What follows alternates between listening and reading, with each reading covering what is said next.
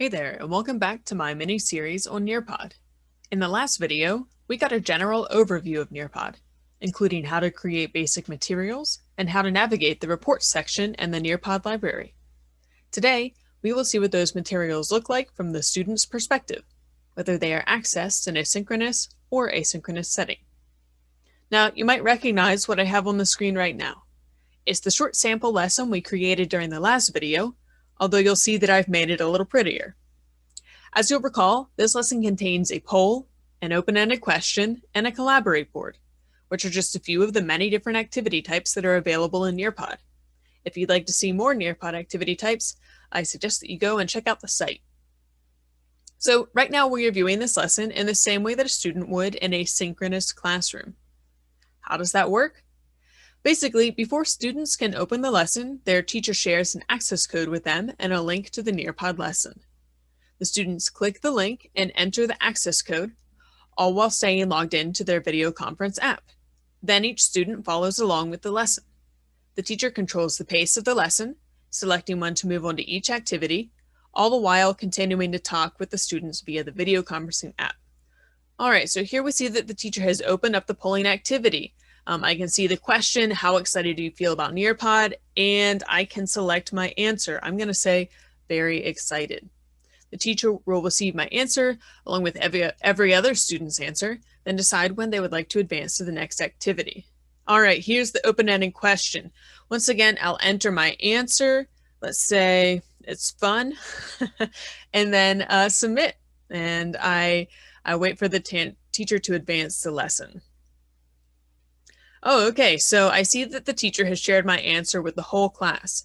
As the teacher receives answers, they can decide to share specific ones for the whole class to see. In the next video, where we examine Nearpod materials from the teacher's point of view, I'll show you how this can be done. All right, so we'll pause here for the teacher to move on.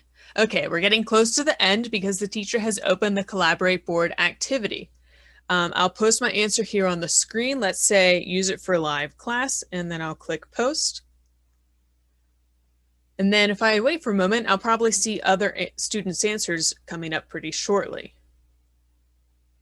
All right, teamwork. Someone else suggested teamwork. So in this way, although the students are not sharing a physical space together, they are still able to collaborate and share ideas, each from their own device. So that's a quick overview of what Nearpod materials look like when they are shared synchronously. Now, I'd like to show you how to access Nearpod materials asynchronously. Remember, as a teacher, anything you create in Nearpod can be shared either synchronously or asynchronously. So as an instructor, you have some options about how to share your materials with students in the way that works best for you in your classroom. So for my sample here, I'm going to access my own sample Google Classroom, and I can see that a Nearpod activity has been shared. So far, we've seen polling, open-ended questions, and collaborate boards as sample Nearpod activities. But in the case of this assignment, I've created a Nearpod video that students should access asynchronously. As you're going to see in just a moment, Nearpod offers the ability to embed videos with multiple choice or open-ended questions. And so you'll get to see that when I open the video. All right, so let's go ahead and click the video. It will take me to the access point where I need to put in my name. Let's say student 1. Then I'm going to find that video. All right, so the video can begin playing right away. So I'm just going to go ahead and click play. I'm going to mute it for our purposes.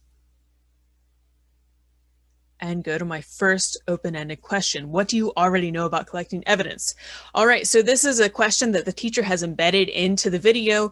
Clearly, it's a question intended to activate the student's prior knowledge.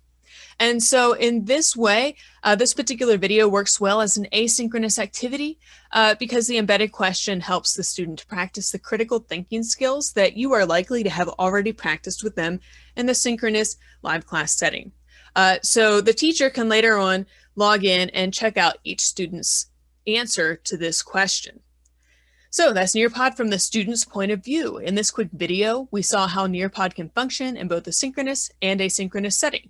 In the next video, I will show you what these same materials look like from the teacher's point of view. I hope you'll join me.